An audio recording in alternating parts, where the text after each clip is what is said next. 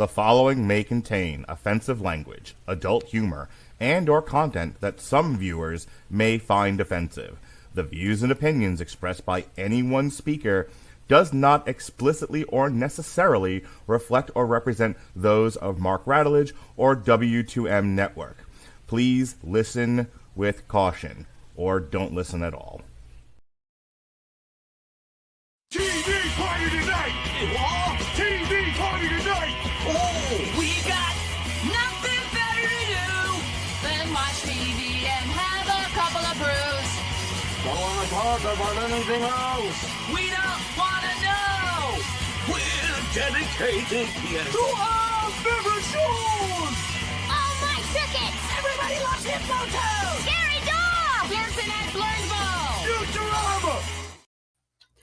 Hello, hello, hello. Good evening and welcome to TV Party Tonight. I'm your host, Alexis Hejna, and we're heading back into the kitchen with Mr. Mark Radulich. You ready to cook, Chef? Yes, Chef. Right answer.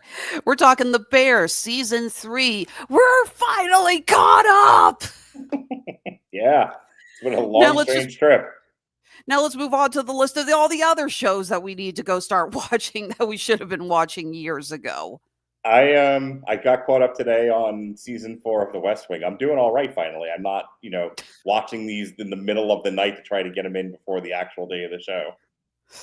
See, I kind of do something I kind of do that. I always wait till closer to it, and I mentioned before, I can only watch one show at a time. Right. So it's same. like everyone's like, let's go. It's like everyone's like, hey, Andor season, or no, Last of Us season 2 started. Are you watching? I'm like, no, I gotta wait till we're closer to the review to actually here's watch my it. contribution. Here's my contribution to that. I am at least 2 to 3 episodes behind on Daredevil.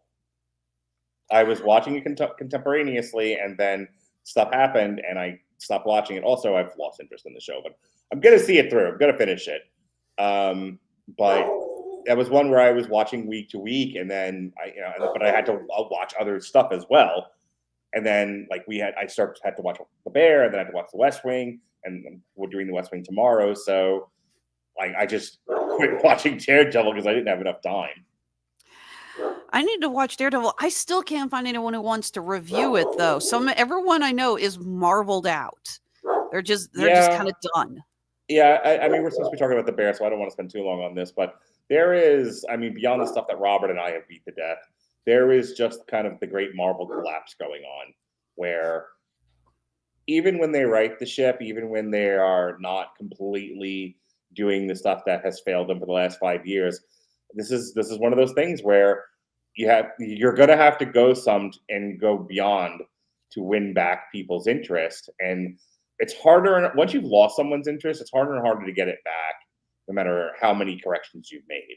So Marvel has an uphill struggle, to say the least. And then stuff isn't helping. Apparently Thunderbolts is not tracking well.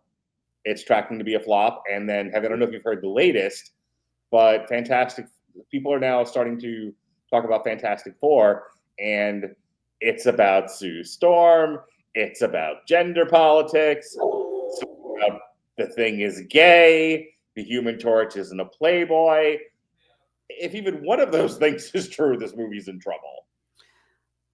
Well, frankly, the whole Playboy thing with Johnny Storm and Chris Evans was horribly mishandled because he was a Playboy, but they wrote him like he had a 15-year-old brain in the body of a 25-year-old. It was just like, so I know he's supposed to be this amazing NASA pilot, but Johnny got held back a few years, didn't he? They should have written Johnny Storm like Tom Cruise's character in Top Gun. Yeah, I could see that. I know, and that's the problem, is that in the comics, Johnny Storm was much younger. Yeah. It was a comic book. It's like, sure, we have teenage kids flying, rockets into outer space. Why not? It's like, but you can't have him act like that. Yeah, well, I was going to say also, young in the 60s is not young in 2025. Very true. A whole different kind of young. Very much so. All right. What do you say we actually talk about the show we're here to talk about? Oh, if you insist, slave driver. Make sure you get my good side. Which side is that? I don't know. I don't know if you heard the show the other day, but apparently I put too much weight on one side, on one knee, and blew a quad. Oh my God. Yeah. It's better today. It's better. But boy, nothing like a reminder of how old you are when kneeling injures you. Yeah, I'm starting to deal with. I have to do more yoga and stretches because my lower back is starting to hurt me. It's like, oh yeah, I'm 40 now. Wait till you hit almost 50, Toots. Oh, I'm sure. All right, The Bear, season 3. So season 3 kicked off on June 26, 2024. I'm not going to go through the whole line of producers and everything. We've reviewed the first 2 seasons. If you don't know anything about The Bear, go watch those first. Enjoy more of our beautiful faces as we talk about cooking and Jeremy Allen White's gigantic arm muscles. Go see the Iron Claw if you don't believe me. Dude, that dude is freaking ripped. It's crazy. He is huge. Yep. All right, so yes, stars Jeremy Allen White as Carmy Berzatto, an award-winning chef who returns to his hometown of Chicago to manage the chaotic kitchen at his deceased brother's sandwich shop. At the end of season 2, we saw them finally turn said sandwich shop into a fine dining experience. And we're talking fine dining. This is one of those places where they do 9 courses. It's not like you get a menu. It's like, okay, so I want an appetizer, I want an entree, I want a dessert, and I'm out. No, they give you little tiny plates repeatedly throughout the night, and apparently it's $175 a pop plus tip.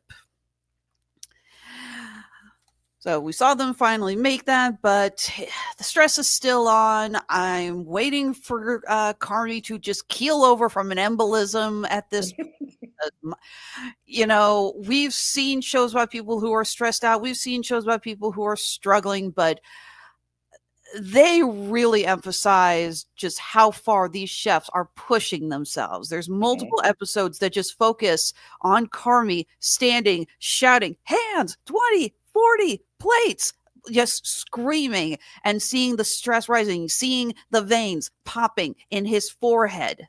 Mm-hmm. Of course, this also does have, this season now has my absolute favorite line when talking about with Oliver Platt's character, who is their undoubtedly involved in criminal activities uncle and their sponsor for the restaurant. Investor, yeah. Trying to explain to him why they're paying so much for butter. Carmy goes, because it's Orwellian. Oliver Platt goes, it's dystopian butter? It was good shit. That just because 1984 is my favorite book of all time, but it's like, really? Yeah, it is. I quote from, it's funny, I'm actually surprised you haven't picked up on this yet, or maybe I just haven't done it on Daniel Hollywood, but I quote 1984 constantly. Oh, yeah. I always joke when it got really popular in leading up to 2020 and it's selling out. I'm like, I was reading that book before our universe started to reflect that, bitches. You know, it was my little moment. Okay, Alexis. All right. The main arc of this series is we're watching. The previous season felt that the main focus was on the growth. We watched the growth of the characters. This one, the season's theme seems to be more apprehension, the waiting of what will the inevitability is, the waiting for the inevitability and what we are planning to do with that. We find out about midway through the season that even though they have been on the lookout for restaurant critics, someone from the Chicago Tribune has already come and gone, got in under the radar. Apparently, Carmy and Richie were too busy yelling at each other about whether or not to give a dude mushrooms to notice they had a freaking food critic in their restaurants. No joke, that's actually a scene. And now they are terrified because they know that this review is probably going to end up making or breaking the restaurant. Well, Oliver Platt's character, with computer in tow, says that outright. If we get a bad review and it tanks the business, we're done. I'm just killing this. I have spent the gross national product of Luxembourg on this fucking restaurant, and we have to be exceedingly perfect and well approved by the masses for this thing to work. You have made this cost ineffective with your decisions. So I've sunk a lot of money. It's going to take an enormous amount of money to keep it going. The only way to make that happen is you have to make this place a happening, and that is with the first good review. So it all hinges on that, which is how the season ends. They get the review, but the way they did it, and because they're playing around with the unreliable narrator thing, you don't know if the words they flashed on screen are in the review or if it's in Carmy's mind. Not only that, even if it is in the review, it's out of context. You have no idea if this was a good review, a bad review, a fan of Midland review. You have a Damn You Hollywood review. You have no clue. And that's the cliffhanger at the end of season 3. And it certainly is one hell of a cliffhanger. I do appreciate doing that in the same style of these flash edits that we've been getting periodically throughout the season. I feel like the directors of this season noted about how successful episode 6, season 2, the Feast of the Seven Fishes episode was, and decided, we're going to try to mimic that a lot more because this season plays fast and loose with its frenetic editing. We have a lot of scenes that really work out very similar to that iconic episode. I think because they lean so heavily on trying to deal with trauma, they needed a visual style that signals to the audience this is going on in the character's head. This is them dealing with, a trauma injury of some kind. So when you start to see the quick flash edits, that's how you know as the audience member, this may or may not be reality, or this is this character experiencing an extreme distress for whatever the reasons are, especially Carmy. But I would tell you that the other characters kind of have those moments as well. Not the least of which is Sydney, who, her cliffhanger is she's been offered a position at a startup restaurant, and she's not in love with the toxic environment and some of the control issues that she's dealing with at the Bear. And this is an opportunity to maybe start over with more control, more money somewhere else without the collaboration. And I can't remember what exactly happens if she ends up vomiting at the end. But she has a panic attack. Yeah. So they end up, going back to what I was saying though, because I do want to talk about Sydney's arc in this. Yeah. Like I said, I feel that the theme is the acceptance of the inevitability and waiting for what happens. So again, we have them waiting for the review. We have Sugar, Carmy's sister, who is pregnant and about ready to pop. She does give birth in this season. We have a episode entirely focused on her and her mother, played once again fabulously by Jamie Lee Curtis, as she's in the hospital in labor. I have never had kids, and I also have a horrible white coat phobia, so I'm going to tell you that episode really triggered some anxiety attacks on my part. Especially the scene. So we have the doctor come in saying that she's not fully dilated, so she's not ready to give birth. They say that we can give her some drugs that will speed that up. I guess that's the thing. And then all of a sudden they talk about needing to get a hemorrhage crash cart ready because a baby is dying like 2 rooms over. And you hear a mother screaming, and you see the look on Sugar, and her mother's face is like, oh God, what's happening here? Yeah. That is like if you're in the hospital and you hear someone, that is the last thing you want to hear. The last thing you want to hear when you're in the hospital is oops. I thought the last thing you wanted to hear in the hospital was here's your bill. Well, depends on that. Depends on how well the oops went. Thank you, Dr. Nick. Yeah, the fan bones connect to my wristwatch. Whoops. Robert's not here. Someone had to do it. That's also a Cosby bit. Hey, I know what I've done when I've said oops. Now, what are you doing saying oops like that? See, I didn't know that was a Cosby thing, but I knew, because the first time I heard that line was in Independence Day by Jeff Goldblum, but I knew he was quoting someone. I just didn't know who. So you're talking about expectations and apprehension. And yeah, I would agree with you. That's a big theme of this. We also have Richie, who's he finds out his wife, or ex-wife, is getting remarried to Josh Hartnett of all people. Look, everyone, he's managing to get some more work after proving why he should never work for M. Night Shyamalan ever again. Oh, Trap wasn't that bad. My kids liked it. I was waiting for that shoe to drop. So you have that. Again, we have Sid, who is waiting to. She's very apprehensive about whether or not she should take this. This other guy, Adam, who is going to open it. He said he doesn't want to cook. He just wants to run it. He just wants to be a manager, so to speak. It's going to be fine dining, but very separate from Ever. Oh, there's another thing on the inevitability factor. The restaurant that we saw Richie, what's the phrase, stage for? Because it's spelled stage, but they pronounce it a funky way. Let's go with stage. Yeah, I think it's stage. The restaurant that he did a stage for, called Ever, is closing down. Yeah. So you have the inevitability and it really hits Carmy. It's like, in this world, how long can a fine dining restaurant like this really last? So I was just talking to somebody about, she's a wedding planner, and I said to her, it's like, how are you doing with the wedding planning industry in a culture where people don't want to date anymore, let alone get married, if TikTok is to be believed? And she was like, funny you should mention that, because I've had to get a different kind of job in event planning because weddings aren't going to support us anymore. And I went, okay. And I mentioned that as a parallel because that's what they're dealing with here. They've been dealing with it since season 1. You have Carmy, who wants to turn the Bear into a fine dining experiences, as one by one fine dining restaurants are closing down. Is some of this the result of COVID? Sure. But also, it's the result of just the way the market and the economy is going. I saw my friend's TikTok. There was an article in the New York Post. I kid you not about this. There was an article in the New York Post that said, to fight the rising cost of coffee, people are starting up a trend of home coffee shops and inviting their friends over. And so he joked, he was just like, yes, and to fight the rising cost of going out to eat, people are using their home diners and inviting people over.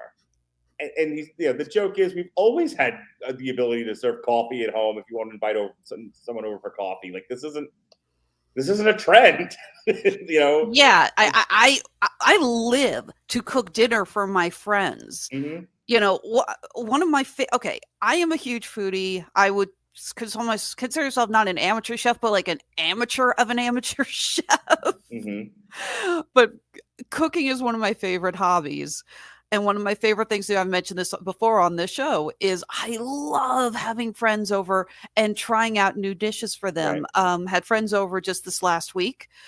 They're moving soon. They're moving to just outside of Portland, Oregon for work.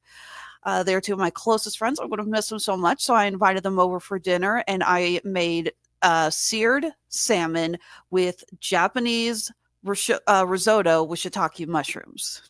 We knocked it out of the park. So, the point of this is, the industry is not necessarily collapsing, but, you're definitely seeing a lot of erosion. And, is opening a fine dining restaurant a safe bet to have a successful business? No, it's a gamble right now. It's more of a gamble now than it ever has been. That's the point. That's the point the show is making, is that Carmy, really wanted to take control of his destiny and do something with this restaurant that was dropped in his lap in a world that might not support it. And he only got told that by everybody involved. But, he, like a good cult leader, stood his ground and said, this is what I want to do, and this is good and godly, and I think we should do it. And he converted the heathens, but the reality is setting in that this might not work out. And then I can't remember the name of the restaurant, but then you have the restaurant that Richie spent a little bit of time in. Ever. Yeah, it's actually based. I would say it's actually based. There's a real restaurant in Chicago called Ever. It's very similar. That restaurant is still thriving though. So congrats to them. So you have Ever that's closing as kind of a signal of there is no certainty that any of this is going to work, even when you do all the right things. And everyone's sort of dealing with that reality.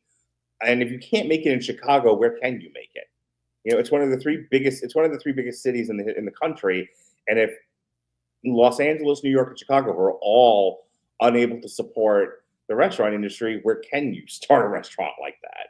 So that's the reality they're dealing with in the show. That definitely adds to the tension. It's one of the things I really liked about it. It is such a gamble just for anything nowadays. In the last 20 years or so, we have seen a pandemic and a recession, and unfortunately, knock on, well, that's not wood, that's glass, knock on glass, we are likely about to see another recession. And there are a lot of small businesses that just opened, thought, hey, now's the time. No fault of their own. They, it's like they don't have the magic 8 ball that actually does predict the future, and so it just sloshes around because your kid dropped it too many times, and now there's too many damn air bubbles, and you can't see the message clearly anymore. Ask me how I know about that. I won't. I refuse. But there's been a lot that that's like late 2007. I'm going to open up my restaurant. Guess what happened in 2008? 2019. I'm going to open up my restaurant. Guess what happened in 2020? 2024. I'm going to open up my restaurant. Guess what's happening in 2025? I'm going to be a realtor in 2007. Oh, what's happening in 2008? Yeah, exactly. You never know. Well, I lost one of the best jobs I ever had in 2008. They fired all the part-timers. It wasn't my fault. It wasn't you sucker getting rid of you. It was literally, we have to trim the fat somewhere. I saw a YouTube video recently that, there's a high percentage of like OnlyFans sites that can't be supported because the market's so gosh darn saturated. Boy, if you can't make it in OnlyFans, you can't make it anywhere. But that is a problem now because a lot of people are turning to that. Well, I mean, Uber drivers, there's only so many people who need rides in one location. DoorDash, there's only so many people ordering food. Well, no, everyone's ordering food over. Nobody fucking cooks anymore. But they're not doing fine dining either. But is everyone ordering McDonald's from DoorDash? Yes, because no one leaves their house. But to your point about Uber drivers. Anyway, back to the show. I know you have an agenda, but may I cut in because I don't know where this is going to be, if anywhere in your agenda. So let me get it out before we lose too much time. Go ahead. This was my favorite season of the 3 so far.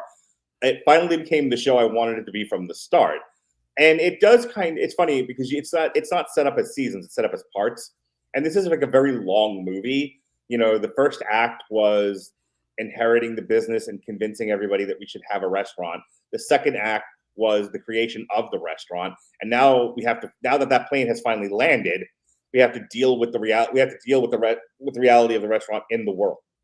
We have to run a restaurant, and when I pitched you the idea of doing the Bear, I was interested in it, and I've said this to you in previous reviews because I like food porn. I like to watch food get made. I like to watch plate pictures of beautifully plated food. Mm-hmm. So, but we weren't getting that in the first 2 seasons. By the 3rd season, this season, and you get to see the restaurant function, there's a lot of food porn here. And that finally watching the restaurant operate and watching the food get made carries a lot of this season. And that's why I liked it as much as I did. Absolutely. I did really enjoy getting to see more of that, and now I really want to try cooking yellowtail with blood orange sauce. I don't even know where I get yellowtail, but that looks so damn good. A fish market. I live in the Midwest. You think we have a fish market? I don't know. Don't you have a river of some kind? I actually don't know if yellowtail is a freshwater fish or a saltwater fish. I really don't. I don't know anything about it. I don't know. I've only ever lived on coasts. So I live in the middle of the Great Plains, so sue me. So, in addition to Josh Hartnett coming in, and since he's getting married to Trish, and it looks like Richie's probably going to the wedding, I'm sure we'll see him again in season 4. We also get John Cena coming in as another Fact brother. That was fun. I say what you will about John Cena. He really throws himself into any role that he's in. And he looks like he's having so much fun. He's just screwing with the 2 other actors who are supposed to be his brothers. Apparently, there's like 11 members of this family. It's freaking crazy. It's just like, and there's another fact. Or they're just Catholic. Fair enough.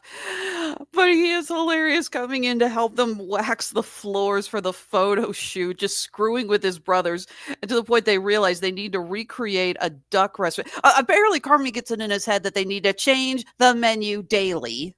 Mm-hmm. Now, I have been to a lot of not fine dining restaurants like this, but upper class dining restaurants, you know what I mean? It's like it's fancy, but I wouldn't call it fine dining. Yeah. And they do change their menus, but they change it weekly. I have never been to a restaurant that changes it daily. I think that's insane. Did you ever see Chef with Jon Favreau? It's on my to-do list. Everyone talks about how great it is. It is. It's one of my favorite. Believe it or not, it's one of my favorite movies of all time. Not want to talk about a lot because whatever. But I genuinely, I actually own a copy of Chef, and that was one of the things that he talks about. Is like he changes. So he owns a restaurant, and his investor is Dustin Hoffman, and Oliver Platt actually in that movie plays a food critic, and Dustin Hoffman's like, "Hey, food critic's coming in tonight. I need you to serve them the hits." And Jon Favreau was like, "No, I want to do something. It's my menu. I want to change it. I want to do something different tonight. I want to do this, this, and this." And Dustin Hoffman's like, "We really need a good review here. I'm gonna need you to play the hits, Journey." And he's like, "I don't want to play the hits. I'm bored with the hits. I am a chef. I am an artist. I am here to create." And he was like, "That's great. How are you gonna keep the lights on? All that meat you just bought. Who's paying for that? Play the fucking hits, Journey. Let's go." And then it's so funny because like part of what causes him to leave the restaurant and go to a food truck is he gives them the hits and he's so dissatisfied by the experience he quits on his own restaurant, and then later on he catches up with and then he gets a bad review. So that I think that's what ultimately causes him to leave the restaurant and do the food truck. But later on he catches up with Oliver Platt, and I remember Oliver Platt's like, "Don't get into a flame war with the guy who buys ink by the barrel." Number one. Number two, it was like, "Why did you serve me? Why did you serve me like the same old shit? Like, why didn't you do anything like extra?" He was like, "I wanted to. I so wanted to. I wanted to give you art. I wanted to give you life, and I was not allowed to because Dustin Hoffman." And he was just like, "Oh, because if you had been cooking like this, I'd have given you a great review."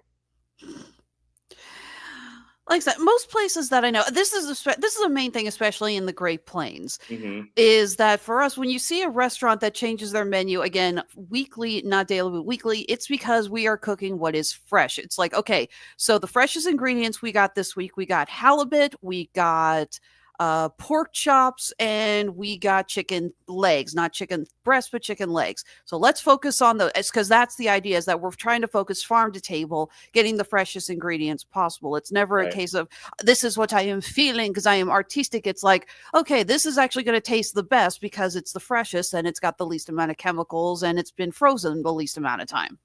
So.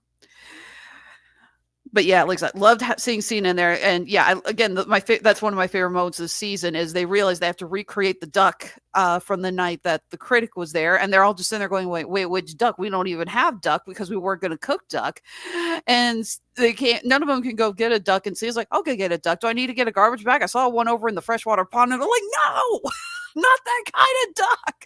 I mean, in his defense, legitimate question. All they said was, "Go get a duck." But now I just have this image in my head of Cena going into like a little pond in a public park somewhere and chasing a duck. What are you doing to that poor duck? They told me to get a duck. Yes. Comes back. He's like the dog from fucking Duck Hunt. It's in his mouth. Yeah. Oh God! Now I wish I wore my Duck Hunt earrings. But yeah, no, that scene was great. That was a really good episode. Although it does bring up one thing that I put on here, 3 words: too many facts. Because, okay, so we got Fack, who has been part of the show since the first season. He's kind of the handyman. He does a lot of the cleanup, a lot of the... he has a great thing in this season where there's this like teapot broth. Oh, the mirepoix, yes. He's like, "Can I bring this out?" Yes. And he's like, "What do I do?" He's like, "Just pour it in front of him." He's like, "You got it, boss." He does. He pours the broth and then walks it back in. Like, what are you doing? Like, all in one shot, by the way. That whole thing was in one edit. What are you doing? It's like, "Well, you told me to pour the broth." And leave it. And Richie's just like, "Oh, no!" And like a cartoon character, like runs over, because like him and Carmy have been just at each other's throats. But this one, Carmy's looking at him, it's like, "This is what I mean. Do you understand now why I get so mad?" And Richie's like, No, I got this. I'll fix it. And like runs it back out again. That was funny as shit. Absolutely. But I look, no, is Fack a rocket scientist? No, but I have seen people like they're so nervous and they so want to do a good job, and so they will follow the letter of the law that you say. They will follow your instructions literally to a T. And if you say pour the thing in front of them and don't add the line and then serve it, they won't. Like that was a very believable moment. He was channeling his inner Jaime from Get Smart. Sure. What, you didn't get that reference? If you're talking about Get Smart with The Rock and Steve Carell, no. No, I'm talking about the actual TV show. Oh, God, it's been 100 years since I've watched that. Jaime actually did appear in the movie. It was Patrick Warburton's character. He was a robot who looked like an agent, so it was an actor. But it was the joke with him was anytime you told him to do something, he would do literally that. So that's exactly it's like. So pour it in front of them. It's like, now what's like leave it? It's like you said, just pour it in front of them. You did not say to leave it. So it's like it's Jaime. Thank you, Nick at Night, for making me seem older than I actually am. But yeah, so we have him. We have his brother, who's now also coming in working as a handyman because the main Fack is now working more up front as I guess kind of a seating host or kind of a mini like an assistant floor manager sort of a thing, something like that. And then they talk about how there's more of them, and we see Cena as their other brother Sammy, and they have an Uncle Gary who comes in for literally like 2 lines and then walks away and is never it's the shortcut. It's like, let us never speak of this again. Yeah. So it's just like, again, I'm just like, why are we getting so many of this family also? It's like, why are we, and we're spending so much time with them. We have this weird story about them being haunted, which I struggle to figure out exactly what they're talking about at times. That was a fucking joke they beat to death. Yeah, and then they start talking about how Claire is haunting. It's like, so is this like a karma thing that because you piss them off, she's wishing bad ill on you, and that's why things are not working out? Is that what you mean by haunted? Is this a karma thing? Again, it really gets out of control. Then you have the two of them going to Claire to try to get her to take Carmy back. And she's just like, what the hell are you two? It's hilarious because, again, this whole group apparently grew up together. They all know each other from their childhoods because they keep calling her Claire Bear. It's like, yeah, they obviously know her from childhood. And the way she talks to them, and it's just so weird seeing them all recirculate and try to talk to each other. And to us, we've only seen them in a few situations together. It's like, oh no, apparently these are lifelong friends. Whoop, turning off my own damn light. I'm sorry. I was trying to adjust and I hit the power button. But yeah, I don't get why we were spending so much time with the Fack brothers. And I mean, because somebody loved it and thought it was hysterical.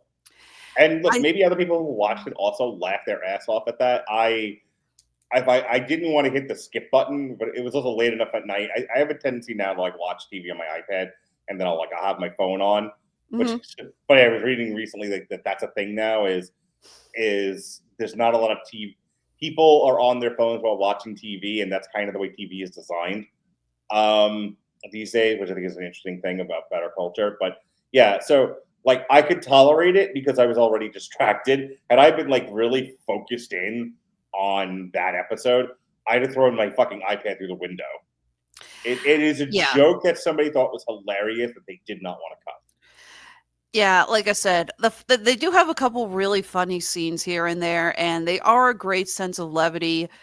Like the mirepoix scene was hilarious. There's a scene, that same episode, where Fack is just talking to a customer and pouring water. He's not hitting the glass. He's pouring water just on the table, like 2 inches away. He's literally doing like Cena doing a drop elbow at a wrestling match. It's like, dude, try to get a little closer. Drop elbow? I don't know what the fuck the move is called. Are you dyslexic? Elbow drop? There you go. Okay, fine. I mean, fine. Sorry, the words came out in the wrong order there. It would have been funnier if you had said, what does he think he's doing? The 5-knuckle shuffle? But yeah, if you really don't know anything, elbow drop is fine. Also, you say elbow drop, not drop elbow. I meant like drop his elbow. That I was know so. what you meant, but you Never sound mind. So, It doesn't matter. Yeah, I know. I you sounded like an sound idiot. so dorky. He did one of them fisty punches. Okay. You don't get to talk sports anymore. I don't like talking sports in the first place. That's why you hired Jason. Go sports. Alrighty, let's sit down. I'm a jewelry maker and a Comic-Con artist. Okay, I don't do sports. You're the reason why people like you get beat up. Move this on. Okay, so we get another great episode. We get a flashback episode about how Tina started working at the Beef. This was apparently directed by Ayo Edebiri, the actress who plays Sid. This was her directorial debut. We have David Zayas coming in playing T's husband. Fun fact, that's the actress's real life husband. I did not know that. I didn't know that either, but the first time I saw him was not The Wire. It was Oz. First time I saw him was Dexter. It was great seeing him again. He's a terrific actor. Yes, he is. He was great on Oz. Great on Dexter. And he's really good here. Again, he and his wife have really natural on-screen chemistry together. They play it very well.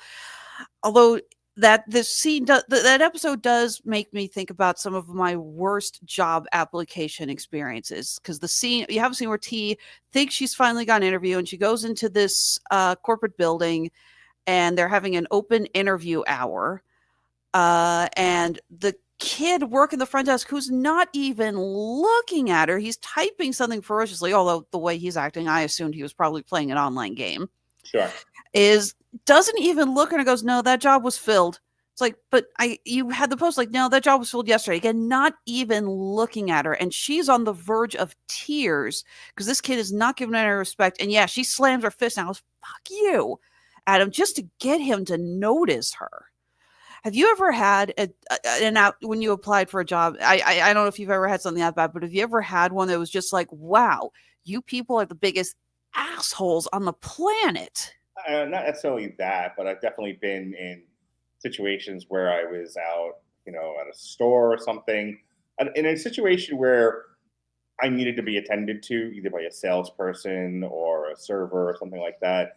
And it's just like, you're just being ignored and you feel kind of dehumanized by the experience where it's like, wait, I'm here to give you money. How do I matter this little to you? Yeah, it's frustrating. I will tell you, in situations where I've had less than professional help around me, there's definitely an element of, people not understanding that a little human touch goes a long way. And when you don't know that, my friend's wife is apparently watching us on Facebook and left a comment.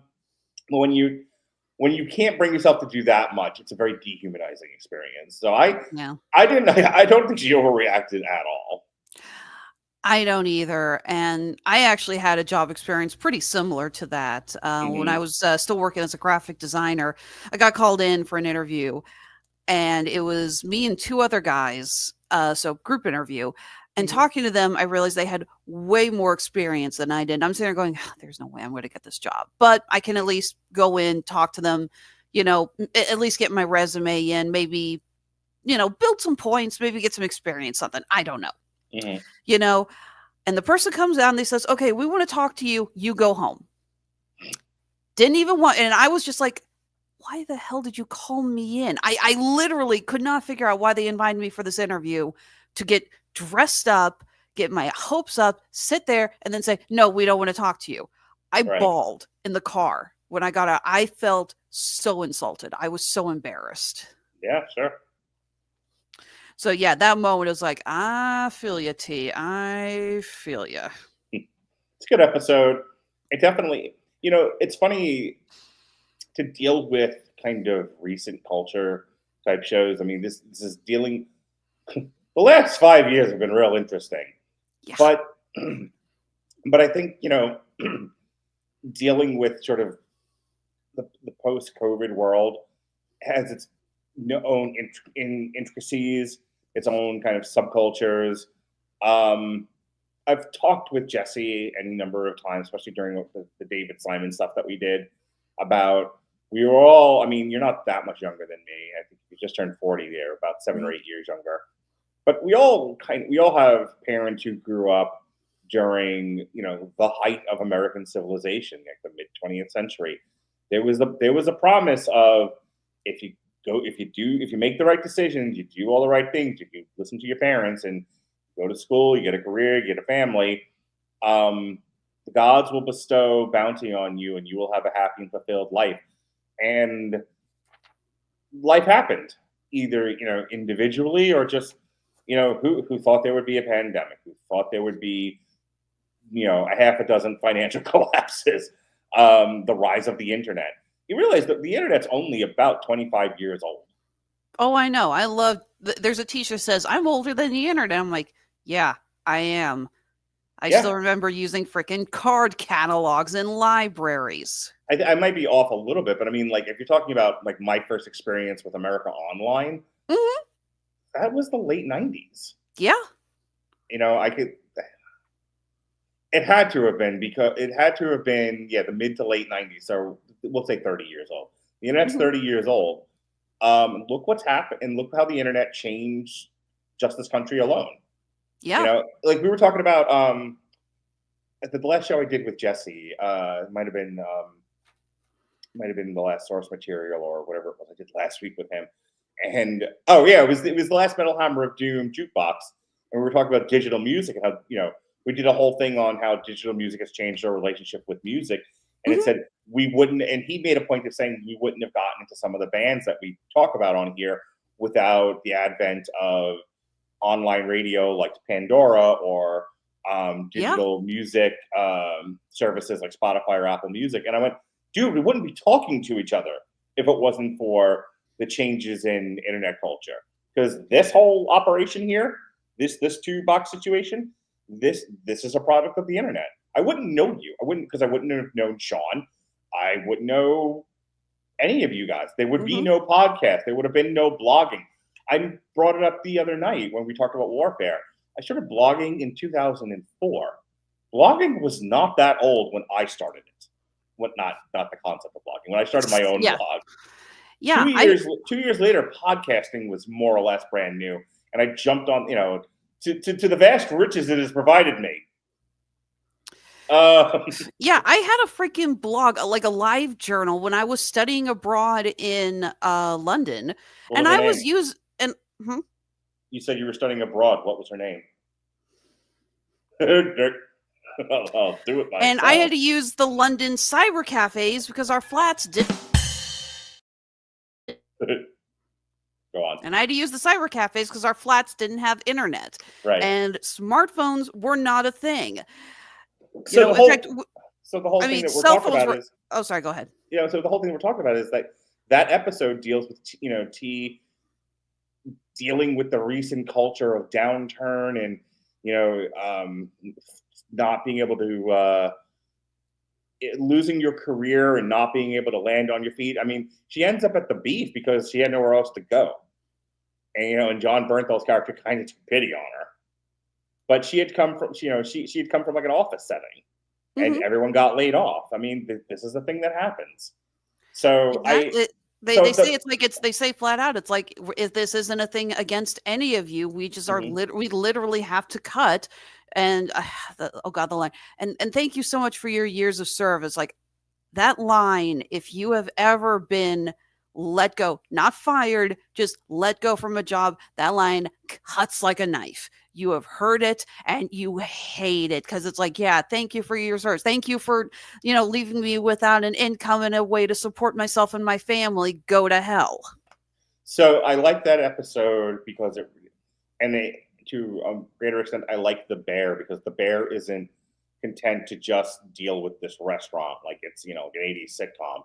It deals with the world surrounding this restaurant in a very real and visceral and almost guttural way, which I like. I hate to do this because it then inspires you guys to make fun of me and then I want to kill you. But no matter what, it doesn't matter. You're going to want to kill me anyway, so just go ahead and get on with it. A minor beating, maybe. But also, I don't know. as The Wire was so great, not just because it dealt with drugs and the police, but because it had to deal with the greater world happening around it. As the seasons went on, as the series went on, it brought in elements, social constructs that informed the central issue they were dealing with in that first season. Drugs and the drug war and police. The Bear kind of cut from the same cloth. Is it about the restaurant industry? Sure. But this restaurant industry exists in this time with these circumstances, and it doesn't ignore those things. It's integrated into the storyline, which I very much like, the way The Wire was. Okay, checking the bingo card. That's the second time you talked about The Wire tonight. I can check the bingo card. And so I think that's going to go ahead, since we talked already about episode 8, which takes place almost entirely in a hospital room with poor Sugar going into labor. We stay with her and her mother the whole time. We watch as she gets contractions and has to get through them, and the pain.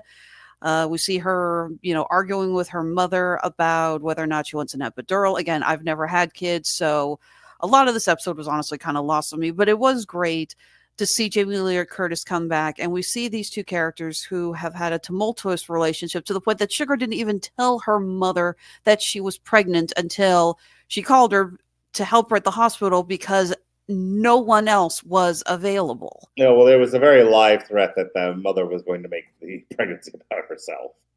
So... Well, the fact is that the family is dysfunctional as hell, and as we've seen from the Feast of the Seven Fishes, things don't always go well with her mother. Last time, she drove the frickin' car through the living room. So, it's a minor problem. So, yeah, there is something about the idea. It's like, I'm bringing a child into the world, but I'm also continuing the bloodline of, the most dysfunctional family on the South Side. It's fair. Yeah, and it's great to see their relationship evolve as her mother is there for her, and them yelling at each other for the longest time because her mother is, she's not thinking. She's like, okay, now breathe. And Sugar's like, I know what I'm doing. I know to breathe. Get off my back. Yeah. So, although admittedly, I did think it was weird. We don't get a moment in this is episode 8. We have 9 and 10. We do not have a moment in 9 and 10 where Richie, Carmy, or anyone else in the restaurant, besides the Facts, who show up to confront Donna, or comfort Donna, I should say, mention anything about Sugar having a baby. I was like, shouldn't Carmy have, I know he's obsessed with the restaurant and he's worried about the funeral dinner, which we'll come to here in a second, but shouldn't we have had at least one moment where one of them sees a text saying it's like the baby's here, and they all drop whatever they're doing and go to see Sugar or something? I don't know. I mean, I don't disagree with you, but maybe that's why they didn't do it. It's a little cliched. Maybe. I guess I would have just liked some acknowledgement, or even her saying, don't tell Carmy. I mean, she tried calling him when she was in labor, but they were doing prep service for dinner, so they all had their phones on silent. And Pete was coming back in from a business trip, I believe, because she mentions that she says something about his plane. I think that's what she said. So he was late. So I don't know. I guess I would have loved just some line of why Carmy, Richie, and the others at the restaurant either didn't hear that Sugar had the baby, or just like, we'll deal with the baby later. Something. It just feels like that should have been addressed. I'm not going to fight you too much on that. I don't think it rang out to me, but I will tell you I was in a much different headspace with the whole pregnancy thing than all that. Fair enough. I was like, do you remember what it was like when Melissa had your kids, and what did she if we went through anything like that? Or well, she definitely had to get put on. I think it's Pitocin is what is the name of it. That it speeds up the labor and having the baby. She definitely got an epidural. Melissa was just like, whatever you got, doc, just jam it in there. I know I had to be removed from the room, not because of anything wrong, but anytime you're giving an epidural, it's staff only. Sure. Came in later. I believe, if I remember correctly, she handled both like a champ. They weren't. I don't remember there being any major problems with either kid. I know, like with Lily, it was she knew she was going into labor, but it isn't like you see in the movies where it's you have to then like race to the hospital. Like I think she was like, I think my water broke, and I went, okay, what happens now? Because I was working out at the time. I was working out in the house. I think I had remember this an Xbox Connect, and the big thing with the Xbox Connect was you could do like physical fitness on it. So that was the one that shot out the little laser dots and everything and tracked your movement, right? Yeah. So there was a lot of physical fitness games on it. So that's what I was doing. Just like, hey, come here for a second. And I go in the bedroom. She's like, I think I'm going into labor. And I'm like, okay, do you need me to take you to the hospital? What do you want to do here? No, I'm going to hitchhike. Well, I need you to give me some direction here. Like, because she was very calm and very nonchalant about the whole thing. She's like, well, I'm going to call my doctor and get some further instruction. And I'm like, you do that. I'm going to go back. I'm going to work out again. Call me if you need me. She's like, yeah, all right, you got it. And she's like, all right, no rush. Finish your workout. But when you're done, we should probably head over to Tampa General. I'm like, you got it, boss. And she didn't get, I mean, like that was sometime in the evening. She didn't give birth to Lily until sometime late morning, early afternoon the next day. Oh, good thing That's what I mean. Like it sounds like I'm an asshole in this story, but we were told several times just because your water breaks does not mean you're immediately going to drop a child. It doesn't work that way. You have hours before anything happens. So, yeah. And Jonas, I remember even less. So, I remember asking my parents if there were any interesting details about when I was born. The only detail they gave me was that my mom, when she was in labor, looked over and my dad was watching the baseball game, so she slugged him. I was going to say the aliens left very specific instructions. I'm surprised they never actually said that to me. All right, but let's go ahead and move on to episode 10, the funeral dinner.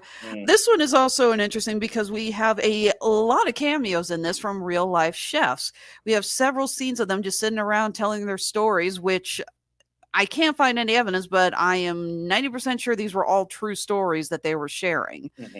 And I feel like I asked my dad what he thought about that. Again, my dad's much more of a chef than I am. He's taught me everything I know about cooking. And I asked what he thought of that scene, of seeing all of these real life chefs, many of which he does follow on Facebook or whatever.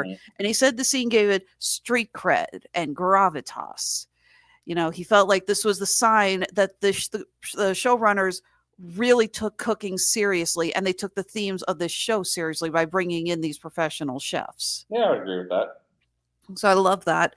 And yeah, I love hearing the stories. I love the scene. We have Luca returning, Will Poulter, who's a great actor. I love seeing him. I was going to say, have you ever watched like Top Chef or some of these other shows that not necessarily like a lot of the cooking competition shows, but if you the fine dining competition shows, again, like Top Chef being the number one in my head, when they cut away from the cooking and they just like focus on the chef, especially if they have a guest chef.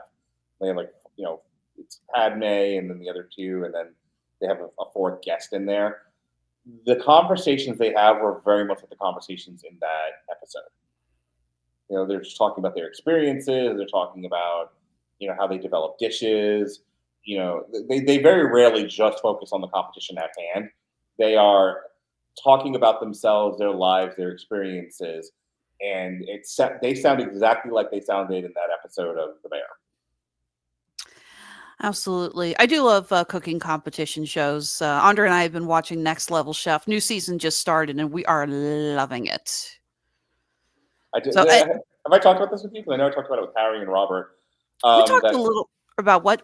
Which one? When I will grab an ingredient from the pantry, something I know I'm never going to do anything with, and that becomes the focus of the next meal I'm going to cook. So the most recent one is I have a 1-cup coffee maker, and it's one of the pod ones.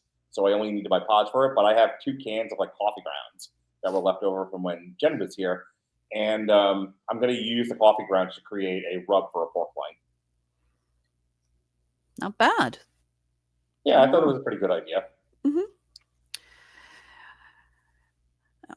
But yeah, no, and further, I do love that we saw real chefs, but they weren't celebrity chefs. I mean, let's face it, if Jamie Oliver and Gordon Ramsay were there, I think it would have ruined it. So seeing these were all Michelin star chefs, very famous, but none of them were like massive celebrities. None of them have their own cooking shows. So it gave it street cred, but it felt down to earth. It felt more real and less flamboyant and celebrity, and I like that. Yeah, they didn't seem to be as star fuckery as it could have been. Mm-hmm.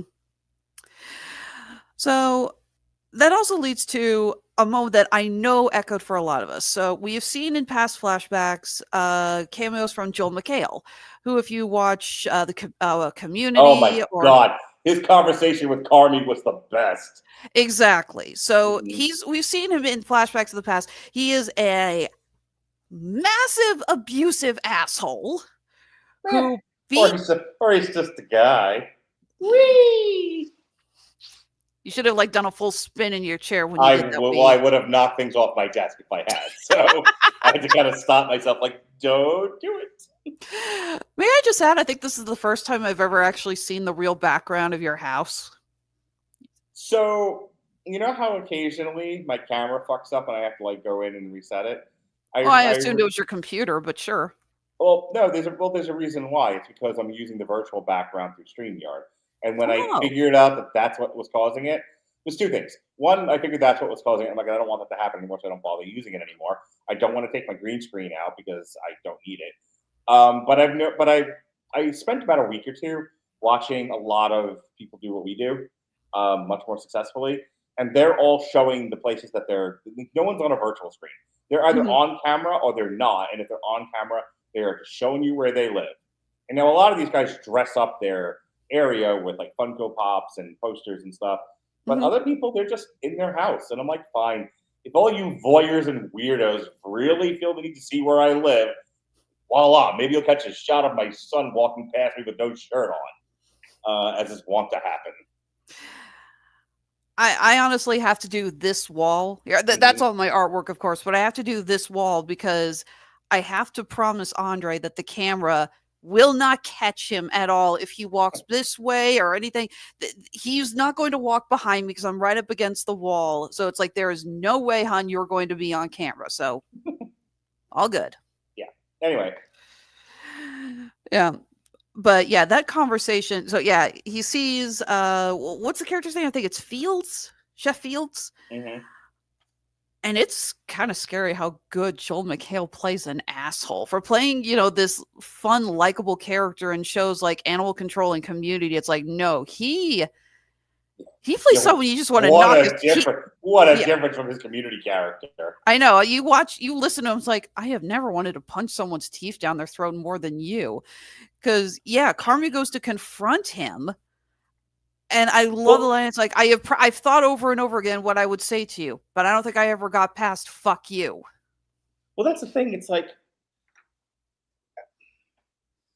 what I like about that scene is how perspectives change from person to person.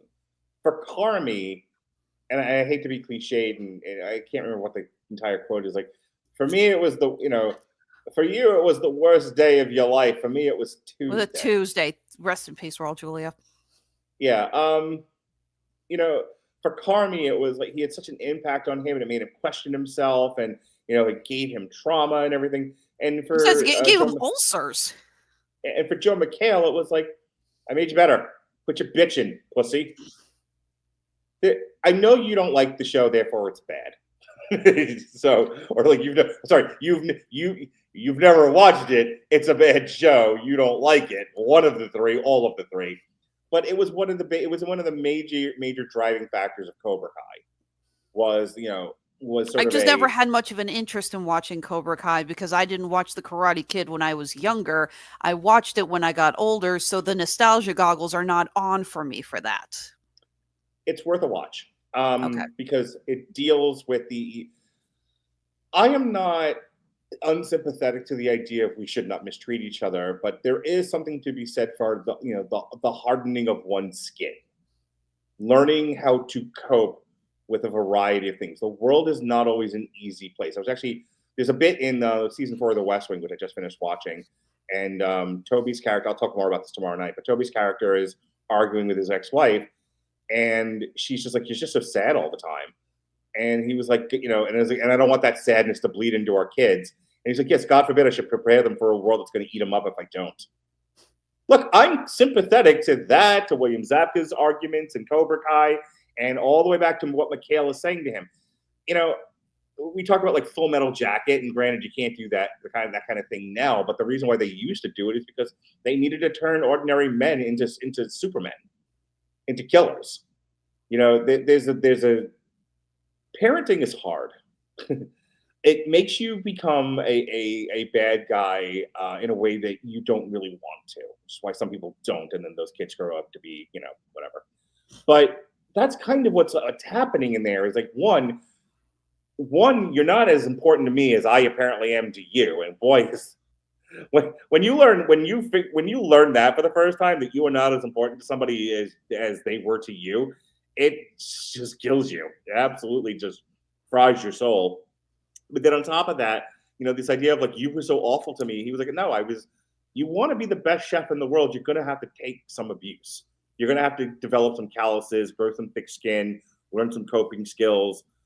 It kind of goes back to what Oliver Platt was telling him about in the end of the second season too. It's like, you want a successful business, you can't have all these social connections to other people, which we argued about, and it's fine. And I still don't all the way buy that. But the philosophy behind it is greatness takes sacrifice. Mm-hmm. This is hard. This was never meant. If it was easy, everyone could do it.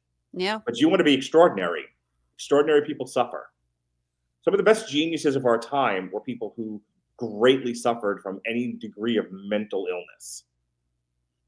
I wish it wasn't that way, but that's kind of the Faustian bargain, and that's the heart of that scene. Talked about that in art school. I did a piece that when I presented it, I talked about how it reflected my battles with anxiety and depression. And a lot of other artists came out during that discussion about how they fought similar things. And we ended up discussing for a while the correlation between being creative and having to fight a lot of inner demons and having a lot of problems with your emotions and mental stability. Because I'm not saying it's like, the greatest artists are all psychos, but I am saying if you actually look at it on a chart, there is a correlation. I've had some feedback recently from my second job where I do online therapy through BetterHelp. Mm-hmm. And a couple of my patients actually said, they're like, what we like about you is that you're so hard on us. You're not so hard that this is, you don't get anything out of it. It becomes a miserable experience, but you're just hard enough that we feel like we have to change, which is what we wanted. I've had 2 or 3 different people saying they've had therapists in the past that were just too reflective. They were too supportive, and they didn't get anything out of it because there was a challenge. They didn't challenge them to change at all. They didn't push them. And then there's me, who's like, I want this to end. I don't want to. You shouldn't be in therapy forever. And let's get in there. Let's work through some shit. Let's be better off for it. Let's have the tools to handle the world, and then go away. Go live your life. Mm-hmm. You are not meant to be in therapy or training or anything else forever. And that is, again, going back to the conversation in the show, that is what Joe McHale is trying to tell him in that scene. And all Carmy can say is, but you hurt me. I looked up to you. I trusted you, and you abused me. And then there's Joe McHale going, that's the name of the game, son. Yeah, literally say it's like, you gave me ulcers. You gave me nightmares. You're welcome. Yeah. Like, wow. And I know there's some people that's like, that's fucked up. Okay, well, be ordinary. What do you want from me? For me, it's not that it's fucked up. It's the way he says it. It's like, you're absolutely right that the best teachers are the ones a little too callous for you? Yes. Okay. I am not against the idea of, yes, I'm tough on you, but that's because I know you have what it takes, and I'm trying to get you to get to what it takes. I agree with you. The best teachers are the ones who push us forward and push us out of our comfort zone. Mm-hmm. But again, McHale's performance is so, I don't want to say smarmy, but he has this unshakable, I'm right. It's disengaged. I did what it's right. It's what? It's disengaged. Thank you. That's a good word for Because it. here's the thing. I go back to that line from Raul Julia, I was the sun, the moon, and the stars to you, and for me it was only Tuesday. For him it was like, you're just another guy. I've trained 100 before you. I'll train 100 after you. This is just a thing that I do. I exist, and I have had success because of the way I exist. Yeah. You ever seen Whiplash with J.K. Simmons? No. Great movie. It was up for Oscar a couple of years ago. Mm-hmm. Brilliant movie. And again, very similar. He's a percussion. Oh my God, I see the clips on TikTok all the time. Also, there was a meme going around of him going, "You put that in my face one more time, I'll beat the shit out of you," or some shit like that. Yeah. Yeah. And it's great because the ending of it, his goal is that he believes that if he is harsh on his drummers, he can produce the greatest percussionist of all time. It's like, I can squeeze and squeeze and squeeze, and eventually I'll get that diamond. And the ending scene with Miles Teller, who I know you and Robert hate. Robert hates him. I'm not psychotic. Okay. He actually ends up upstaging him at a concert. But it's hilarious because by doing so, he is the diamond. And you see J.K. Simmons, and his look goes from infuriated of "How dare you? How dare you? How? Oh my God, you're exactly what I wanted you to be." And it's a brilliant transition of the character, all silent, all in his expression. And he won the Oscar for that role, and he more than deserved it. So again, that's kind of what I think about the idea of, treating people like that. But at the same time, I guess I look and I go, there has to be a limit. And some of the things that he was saying and maybe there was more of it, and we're just not focusing it on the flashbacks because all we see are the worst moments that he had with him. And the other chefs mentioned that he's an asshole. They mentioned he's a total jerk. Not to get too personal, but there's times on this show where I'm mean to you, and I mean out of frustration. I mean because I need to move things forward, and you and Robert are fighting me. I mean because it works. It gets the show where I need it to go, and nothing else is working. But there are times privately where I've taken you and I've said, "Hey, I've noticed some things you could do better. Let's have a conversation about it." You did. And I got my little handy dandy notebook, and I've been using it, and it really has helped. Yeah, that's my point. Like, sometimes I have to be a dick, mostly because you guys deserve it. Some other times you put me and Robert in a room, something's gonna happen. Other times though, I'm more, again, I treat you kindly because that's what's needed. And a good teacher knows the difference. Knows when to push and knows when to release a little bit. I'm not saying I'm perfect. I'm saying that's something I recognize. Sometimes the best teaching is knowing yourself and when to lean on people and when to lean off of people, and it comes with practice too. Like I developed that particular muscle over time and through trial and error. So it's a very good point that you're bringing up. It's a very good point that you're bringing up because we don't see the times that Joel McHale's character was nice to Carmy and was if he ever was. We don't know. That's the thing. You're only getting the moments. Again, not to be tremendously personal, but if you would ask me about the last 3 years of my marriage, I would only tell you the negative. Was it always negative? Were there not positives? Of course there were. And in my darker moments, when I want to be honest with myself, I'll remember the nice moments that happened. I'll remember the time she was good. But most of the time, all I remember is the bad. That's the stuff that's staying with me. That's Carmy. Carmy's only, and that's what we're seeing in the show. Carmy is only remembering how abused he felt by Joe McHale. And from Joe McHale's perspective, I was trying to make you the best chef possible. Sorry, you're too much of a pussy to fucking deal with it. I don't know what you want from me. And that's why I lean more towards Joe McHale's side than I do Carmy's side. I can understand that. Again, for me, there's a fine line between constructive criticism and abuse. And I understand there's a lot. I just quoted this line actually the other night to someone. I'm not going to go into details because I don't think that needs to be shared on the show, but somebody told me that what other people apparently thought of me, and it wasn't positive. And he was like, "Are you okay? Are you going to be fine?" And I guess he was expecting me to be really depressed or whatever. And I wasn't. Mm-hmm. And I said, there's a line of all places. It's actually from the show Everybody Loves Raymond, where Raymond's trying to help another writer. And he says, "Hey, the difference between the men and the boys is that the men can take the criticism." Yep. And that has always stuck with me. And I was like, I'm not going to go sit and cry because of this. I'm an adult. I know how to handle it. I'm not going to get all weepy and sad. Last anecdote, and we can move this on, but to piggyback on that, and I'll do this in 50 words or less. A couple of months back, I got written up and I had my phone taken from me at work. The reason given was because I was using it in clinical areas to be on social media. And I was doing far worse than that, actually. As a matter of fact, I was doing so much bad stuff with my phone I shouldn't have been doing. But he was like, "Okay, I need you to sign this write-up, and then I need you to take your phone to your car and don't bring it back into the building for the next 6 months." And I went, "Okay." And I signed it, and I said, "Right, are we done? Can I go? I want to take this to my car now before I lose time. I had other stuff to do." He was like, "That's it? You're not mad?" I'm like, "No, you have me dead to rights. I know I did wrong. Like, you caught me doing the wrong thing. I'm not gonna. I can't lose my temper or get emotional about that." Yeah, it's like, it's like, I'm sorry, were you expecting me to be like a toddler and go, "I don't wanna"? Right. I like you catch me dead to rights. You say, "All right, you got me, cops, but cops, put the cuffs on." By the same token, when I got written up for something I didn't do, I did lose my temper.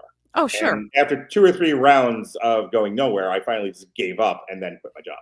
But my point is, when I know I've done wrong, I will own up to it and be a man.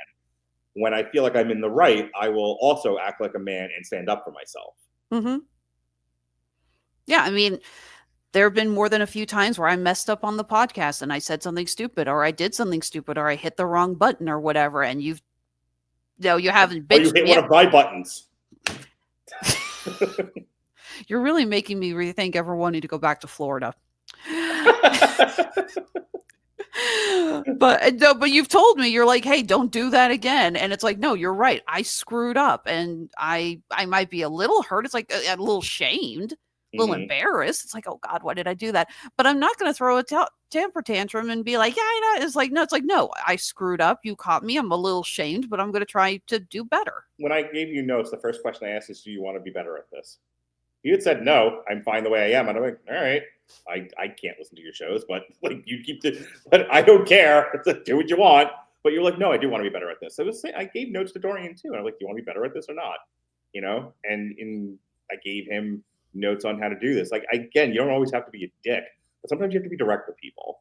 Mm-hmm. Right, let's move. Speaking of which, let's move this on. All right. So yeah, the season ends. We don't know what the review says from the Chicago Tribune. All we know is that Carmy does not look happy when he's looking at his phone, but we don't know why he doesnit look happy. It may be something specific within the review, or maybe the review's positive, but it's talking about someone else. Maybe there's a bit of sabotage in the review. So the other thing is that he immediately gets a call from Oliver Platt, which it could be interpreted as, "Oh my God, you did so well. We're gonna make so much money together," or, "Yeah, this isn't good enough, pal. Like, I'm coming to shut the restaurant down. Be ready." Mm-hmm. So I tend to believe the latter than the former, only because as Dave said, everything is fine and everything works out is not interesting. So I think that things are not great, but that's what season 4 is going to deal with. True, but I don't think it's going to be just as plain as something's bad or the review is bad. I think there is something specific that he's saying motherfucker about, but we're going to find out what that is. We also have our cliffhanger with Sid on whether or not she's going to quit. We've been building this up for a while. We have the scene where she's trying to work on the menu with Carmy, and he's essentially overriding every suggestion she makes. We see her looking at the other reviews on various blogs and whatnot, and they're all crediting Carmy. She is not mentioned at all. There's no pictures of her. There's no, it's like, yeah, Carmy Berzatto brings fine dining. It's like there's nothing about her. So she's clearly feeling very unappreciated. She just moved to this new apartment. She's trying to prove that she can stand on her own, that she doesn't have to live with her dad. Excuse me. Little hiccup there. And Adam has promised her better pay and insurance. There's something to be said for wanting to see if you can go it alone. I mean, if you look at when they were developing the menu in season 2, how much of that was led by Carmy, and her even kind of struggling with some self-doubt about her abilities as a chef and her palate. So, and then season 3 comes along and we're changing menus constantly and the restaurant's having success with it. And again, she's just like, do I want to go out on my own and sink or swim? Or do I want to rest comfortably in the shadow of Carmy, but then I have to deal with not being recognized for what I'm bringing, for my talent that I'm bringing? Not to mention, this wouldn't be the first time she went it alone. Remember, she had originally tried a catering business, which flopped horribly because she got. I think I can't remember if they specifically said it, but I think it was she went too big, too fast, and couldn't keep up. It happens. Oh yeah, I have a lot of artists who say they want to get into the Comic-Con business, and I warn them that something I have seen is people start out saying, "Okay, I can do this." And it goes too big too fast. They can't keep up. They're hit with too many orders, too much demand. It's like, now you got to make all this for the Comic-Con and you got to make this for your online presence and you got to do custom orders. Like, it gets overwhelming. How many hours a day do you put in just making jewelry? How many hours a day? It varies whether or not I've got a convention coming up, because those are in the month of January when you're restocking. Oh, in the month of January, I'd say about 5 hours a day. I probably spend working on stuff, especially since most of our stock is completely depleted after Christmas. That's why I said January. Mm-hmm. You're the least busy selling, but you're most busy restocking. That and doing bookkeeping, yearly planning, all of January is my 5 hours of making a product a day is a lot. Mm-hmm. And it's a day, not 5 hours. Every couple of days. It's every day you get up and make more jewelry. Yeah, I would imagine for a little like small businesses like this, you're making T-shirts or whatever the fuck else you people do. Like it's a lot. There's a reason. There's a reason why the bigger companies have warehouses and production facilities. I'm also a raging night owl, so a lot of times it's late hours into the evening, because it's like you get up in the morning. It's like, you think I get up in the morning? I go to bed when the sun comes up. But I'm a raging night owl. I like working late at night because it's quiet. I like having the alone time. I love knowing that I can just focus on my work because everyone else is asleep. There's no problems. So it's like I get 8 hours, just not at the time you think I do. And I get made fun of constantly for it by my parents. It's all right. Now, there's a running joke. It's like, so call me when you wake up. We'll be done with lunch. All right. What's the last thing you want to talk about before we go? Well, do you think Sid's going to go with Adam? Do you think she's going to stay? I mean, I would be surprised if she went, because then, like, what do we do with the show? That is the one limitation with television.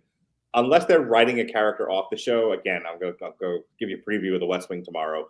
So, Rob Lowe left the show. They had to write him off. If she's still an integral part of can you separate her from the main cast and kind of follow her story elsewhere? Sure. Again, McNulty for season 4 went back to being a beat cop, and we didn't follow him a lot. That's one of my criticisms of season 4. But he's there. He's hanging out. He's in that rather large and very, very fast expanding cast. He had a bit. My point is, can I see her doing that and that being a story? Sure, but I don't know if I would bet money on it. Which means it'll probably happen. But I feel like there's more story to be told with. A big source of central tension in the show is her and Carmy. If you remove her, that tension's gone. And then all that's left is Carmy and Richie, which I'm a little sick of. At this point, either fuck or leave each other. But I'm tired of the arguing. The show's creator actually responded because a lot of fans said they want to see Carmy and Sid hook up, and he was just like, "Are you people mental?" Because they're the lead man and lead gal, and in the show, of course they have to hook up. That's the rules. Now, I hate to play the role of shipper, but I actually think that she's going to have a thing with Luca, Will Poulter's character. Oh, maybe. They have a Isn't he going back to fucking Norway? He said that he's staying for a few months to spend time with his sister who lives in Chicago. So, well, then for sure. Yeah. Again, I mean, Will Poulter is great. Mm-hmm. Yeah, I love the scene where he's talking to the other professional chef, and you could tell he's kind of driving him nuts. Like, why did I? Hey, heads up, because I know you have a crush on Will Poulter. He's in Warfare. I don't have a crush. No, I don't have a crush on him. I just keep laughing that this was the pie-faced kid from We're the Millers, and now all of a sudden he's like this big sex symbol. I'm just like, he's a good actor. Him and Jesse. Yeah, I was just like, where did this go? How did this go here to here? Him and Jesse Plemons are like the Samuel Jacksons of the 2020s. Like they're. I know, right? Yeah, it's just like, how did we get from here to here? Yeah. I mean, Will Poulter is closer to classically attractive than Jesse Plemons is, but I would say neither one did, have Tom Cruise good looks. Shut up, Alexis. So yeah, they are. No. It's a little weird that those guys get all the parts. Yeah, like so that's just kind of my thing. Is I'm not in love with him, but I just look at him because I did watch him as a child actor, in like the Chronicles of Narnia movies and stuff. So I jumped on you there, but I am curious about something. What's your on a 10-point scale? 10 being godly, 1 being me. How George Clooney? Where does he rank? Depends. Current George Clooney or in his prime George Clooney? Classic George Clooney. Batman George Clooney. Oh, 6. Really? Yeah. So you think he's more attractive now? Yeah, actually, I do. Oh, well then give me an average. An average 8.5. Okay. So the next time I have to say like a hot guy of yesteryear, I'm going to say George Clooney. Okay. I mean, currently I know you're one of those weird. Well, you're not one of those weirdos who's into Tom Cruise. So no, Hugh Jackman. You're one of those weirdos who's not into Tom Cruise. Yeah, no, I'm obsessed with Hugh Jackman. He's the guy who I go over. I'll try to remember that. There's a video of him actually singing Gaston on Broadway, and because he talks about how that's the role that he's always surprised he never got to play in Beauty and the Beast on Broadway. So they had him come on for Gaston. I was like, oh sweet God, I'm gonna melt. I would be amused seeing Hugh Jackman sing Gaston. All right, anything else? I think that's it. The fourth season is supposed to be coming on. I think they said later this June. I heard. Yeah, I knew it was June, but I couldn't remember if they said 2005 or 2025 or 2026. We're in the wrong numbers there. We will definitely be back, though, to discuss that when it comes on. The Bear is currently on FX, streaming on Hulu. Go check it out if you haven't, especially if you are a fan of cooking, chefs, foodies, anything like that. You are going to enjoy it. Yes, chef. So let's go ahead and do some plugs here because you got me watching a lot of TV this month. We're going to be back here very shortly to discuss. Wow, April's already half over. Jesus Christ, this month went fast.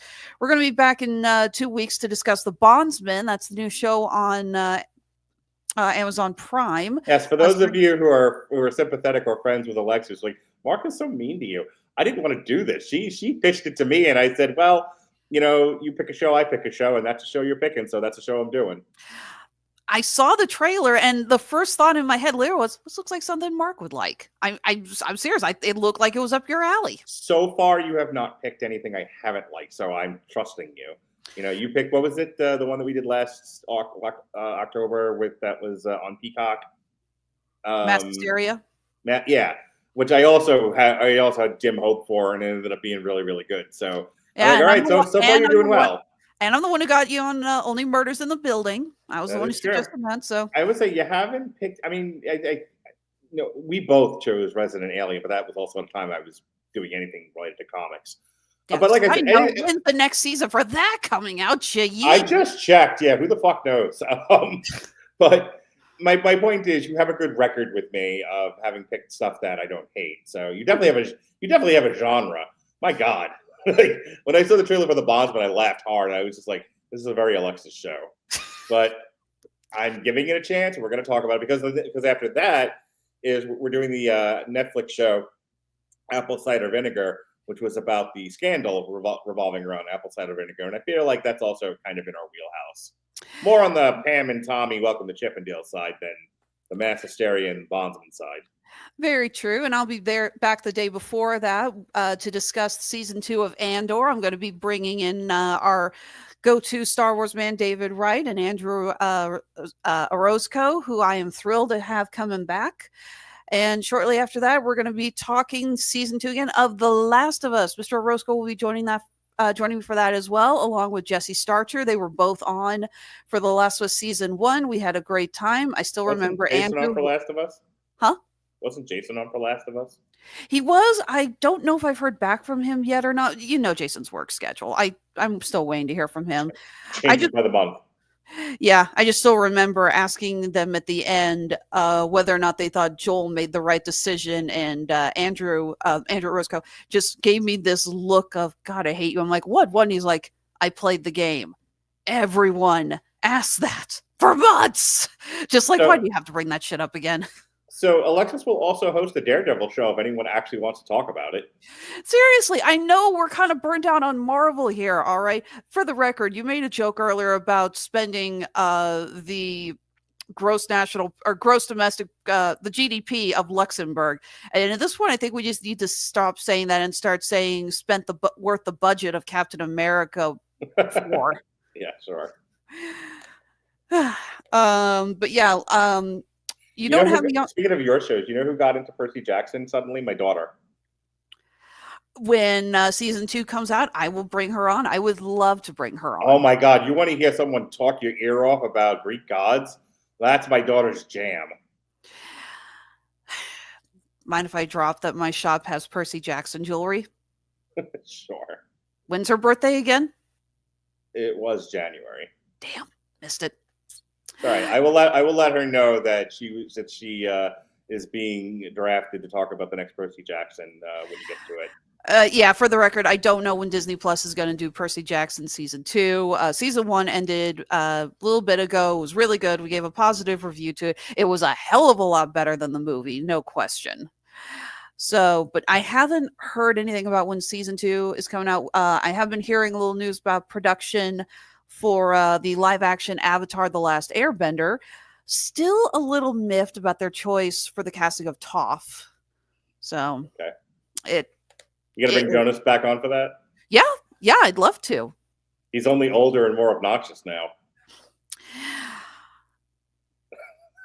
I don't care. I you know what? I was going to say, it'll be a younger version of me with no filter. It'll be great. Terrific. No, you know, he's always he was great talking about the first season of Avatar, and you know, I'm a huge Avatar fan, but I like talking to someone who watched the animated series when they were young and they kind of had developed the view based off of that. Sure. You know, Avatar came out when I was already pretty old and I loved it, but you know, I didn't view it through the wide-eyed optimism of a child, so to speak. Fair. So he brings a lot to that as well. And speaking of your children, we're going to be talking about Lilo and Stitch at the end of, I believe it's June, when the next live action adaptation comes out. Disney, will you stop this for the love of God? Well, they've already canceled Tangled based on what happened with Snow White. So, oh, you saw my comment on that. Yeah. So I think they just got to. I think they just got to clear out the pipeline and be done with this. I'm hoping they kill Hercules next. Yes, please. Hold on a second. Not a chance, Cleo. I don't know how far into production they are. I don't think they've shot anything yet, but if it's not too late to cancel, I know they were doing Robin Hood, they were doing Hercules, they were doing Bambi. They kill them all. Kill them all dead. Kill them all with fire. Yeah. Here, Eddie, finish your damn dinner. All right. I just make sure that Cleo didn't steal his food. Well, you're arguing with your dog. So this past Sunday, I was on Source Material. We did 3 Joker books: Joker Killer Smile, Joker Presents a Puzzle Box, which I know you're a big comic book fan. Of the 3 that we did, I highly recommend the Puzzle Box. It was fantastic. And then we did the Joker War Saga, which is the James Tynion run on Batman after Tom King left. Monday, Dorian was on with myself and Robert. We did Warfare from the guy that did Civil War, Alex Garland. Tomorrow, I've mentioned it a few times now, we will be doing the West Wing season 4. And then nothing this weekend because it's WrestleMania weekend, then I will be busy. However, speaking of WrestleMania, Monday, we're going to take a Monday off at Damn You Hollywood, but Robert and I are never too far from each other. We will be using that time instead to do a Whiskey Rebellion, like I did last year, on the entirety of WrestleMania weekend. Wednesday, myself and Harry Broadhurst will be doing a late show. We are going to be looking at the entire collective from Las Vegas, which will be fun. I always enjoy talking to Harry. Mick, Mac, and Dorian, allegedly, are going to be on our April stream and movie catch-up triple feature. Because I need real girls, and Alexis ain't one of those. We're doing romantic comedies, you see. You got Bridget Jones, Mad About the Boy, The Life List on Netflix, and La Dolce Villa on Netflix. So, yes, it's all romance all the time here on Radulich Broadcasting Network. Sorry, I know what you are. I've found other people to do that stuff. And then April 27th, another streaming catch-up. I got Jesse on for this. I got Cleaner, starring Daisy Ridley, Alarum, starring Sylvester Stallone, and this latest nonsense from Amazon, G20, starring Viola Davis. I specifically asked Jesse to do this because of all the people I do podcasts with, he was the least likely to want to murder me for making him watch G20. So, admittedly, that did pique my interest because of having Anthony Starr play the bad guy. Yeah, I saw, I think, Neurotic or the Critical Drinkers, I don't remember which one now. I think it was Neurotic's review of that, and I know, and he kept calling him Homelander, which I laughed at. Apparently, he's that character. He's drawn, his performance is drawn from his character in The Boys. So good for Anthony Starr, and typecasting. Yeah. No, I just love Anthony Starr. I adore him. He is just such a good actor. Yeah. Kind of surprised we're not reviewing Sinners. Early reviews for that have been glorious. We decided to do WrestleMania instead, if you'll remember. Yeah, I know, but I'm hopefully feel free to do your own. I don't care. I'm not seeing it, so that's fine. All right, so yeah, not going to have me on for any movie reviews until I sit in to do Lilo and Stitch with your precious Spawn. So, but that'll be fun. I'm always interested in talking about the classic animated film. It's actually one of my favorite Disney films. So I think that's everything we got on the schedule at the moment. Oh, that's right. You're not on for any of these. You're not doing Thunderbolt. You're not doing Final Destination. You're not doing Mission Impossible. Well, I haven't done any of the other Mission Impossibles. So, and yeah, Thunderbolts and Final Destination spots got taken by others who are more interested in talking about that kind of stuff. So I acquiesced. Yeah, I think I guess the next Damn You Hollywood you'll be on is How to Train Your Dragon. Sure. I didn't. Whoa! I made an assumption. If you don't want to, I don't. Jesus Christ.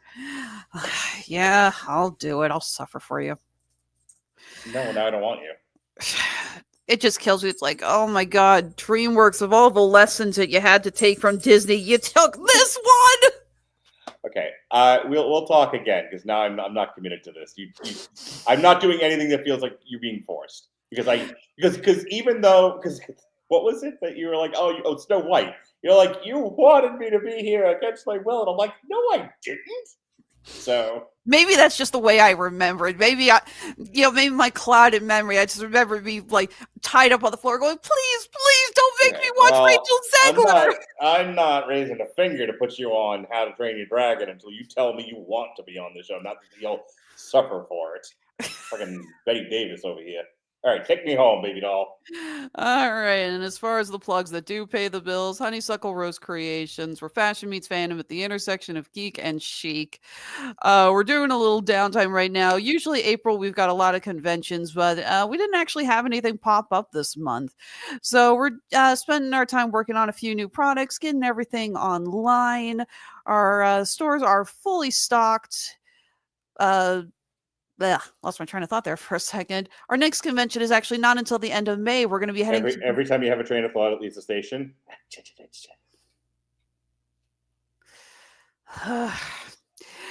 So we're going to be heading to Des Moines Con at the end of May. That's our first time working that one, but it looks good. Looking forward to it. Always happy to get back out on the road. Oh, and speaking of how to train your dragon, check out our Dragons of Burke Scrabble Tile Hairbread, actually featuring Night Fury, Light Fury, and some of the other more iconic dragons. We've actually been selling quite a few of this lately. I think, even though I don't know why DreamWorks is doing the live action adaptation, apparently it is renewing interest. So, you know what? Everyone could always use a little more Toothless the Dragon in their life. Are you familiar, just because you make stuff for all kinds of media, whatever, are you familiar with the children's show PJ Masks? Never watched it, but I've seen it advertised.